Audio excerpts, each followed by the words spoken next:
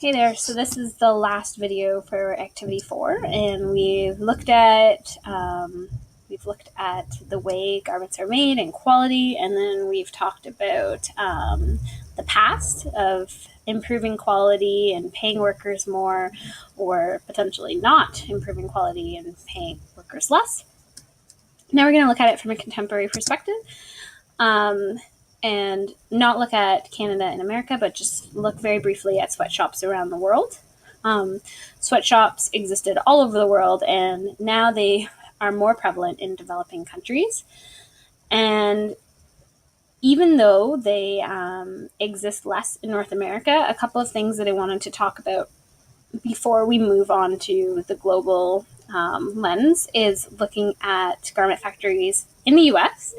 LA is it's a garment producing hub, and there have been reports that up to almost 70% of LA factories violate minimum wage and overtime laws. So that means that what they're doing is either they're paying their workers less than they're supposed to, or they're making their workers work more than they're supposed to, or not paying them appropriately for the hours that they work.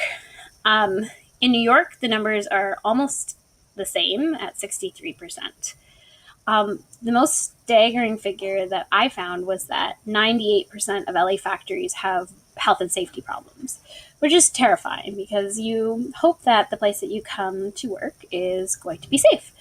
And we assume that places around the world might have unsafe conditions, but when we talk about the US and Canada, we would hopefully expect a little bit better than that. So what we're going to do is we're going to look at the sweatshop debate, since this is what you need to do at the end of this activity. So there are two sides to every story. I'm going to start with the least favorable, in my opinion, but there are some benefits to sweatshops in an economic sense. Developing countries like Bangladesh definitely benefit economically from having the business of Joe Fresh and H&M and big retailers like that. It pays to have the big fish opening a factory in your country. It's good for your people because they have jobs where else they might not. Sweatshops can provide potentially better employment than other opportunities. So a lot of women in Bangladesh, instead of maybe picking through trash to try and find things that they can sell or engaging in prostitution, they have another option. And people argue that the more people that are employed in a country, the better the whole country is. And so whether or not that employment is up to a Western standard or not, people agree that people working is good. Now, when we look at this from a human rights perspective, there are a lot of problems here. And sweatshops take advantage of people who have very limited options. So if you have the option between engaging in prostitution, picking up trash, and working in a sweatshop, you're going to pick the lesser of those evils. But that doesn't mean that you're going to be safe. Sweatshops expose people to abuse, physical, mental, emotional, also trafficking, that's moving someone from one place to another, similar to kidnapping, but selling people, and slavery. And if they had other opportunities, they might not experience that.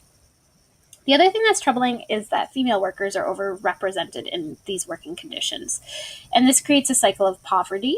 And so many celebrities and many companies are looking at this from a gendered perspective, that men have opportunities to work here, there, and everywhere, but in some countries, women have a lot less options as to where is suitable for them to be employed.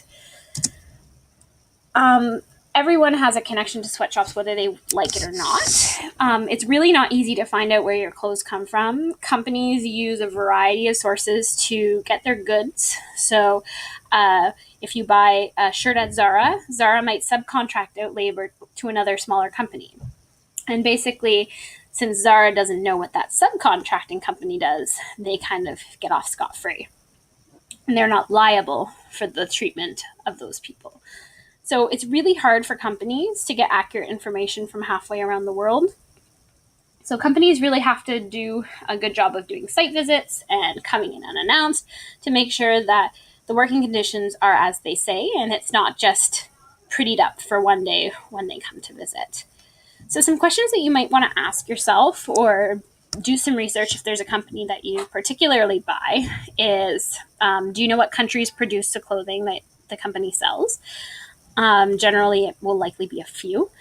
Is your particular company aware of who actually produces the clothing? Like, do they know it's this factory run by this company, or is it subcontracted out and they don't actually know? Does the company have a list of all the factories and the locations that is easy to access? Do they guarantee that the clothing that they sell is produced under humane conditions? Do they make sure that the rights of the workers are protected and they're safe and they have fair wages? Do they use a monitoring agency? So do they pay another company to check and make sure that all of these manufacturers and factories and contractors and subcontractors honor what they want? And what happens if the company finds out that things aren't running the way they think it is? What kind of protocol is followed when there's a violation in what they're telling their consumers? So these are all things that people might think about. When you're looking up information, it's really important to check your facts. Every issue has multiple perspectives. Obviously, you're going to have your perspective, and that's what you're going to argue, but you can't just ignore that other perspectives exist. Once you understand other people's perspectives, you might be able to come up with a more complicated and thorough analysis of your own. So if you know what the other people are going to argue, you can anticipate what you want to address in yours to kind of beat them. You know what I mean? So when you are reading, you want to take into account the who, what, where, when, why, and also the how. And you've probably heard this before in English class. So whenever you look at a source, you want to look at the source of information, especially if it is a controversial topic. So who's the source of information? Are they credible? Why are they motivated to provide this information? Are they just doing good, or are they trying to hide something, or what? What are the people writing about? Is there evidence? Is there facts? Is there a work cited? Are there references? Do they offer more than one viewpoint? Is their work thorough? Is it organized? Or is it all over the place? Do you not understand it? Why are they writing about this subject? Do they want to inform you? Do they want to scare you? Do they want you to do something about it? When are they writing it? Is it 10 years ago? Because things have changed in 10 years. If you're doing analysis on the way things were 10 years ago, then that source is probably fine. But if you're doing something on now, you're going to want to find sources that are writing about the now. And also where. So what type of organization is helping publish this information? Why is an organization publishing this information? The where kind of ties into the who in this sense. And then how. How can you tell what's fact and what's not? How can you learn more? So those are important fact-checking issues that you might want to consider before doing your discussion, which is due tomorrow. So have a good day.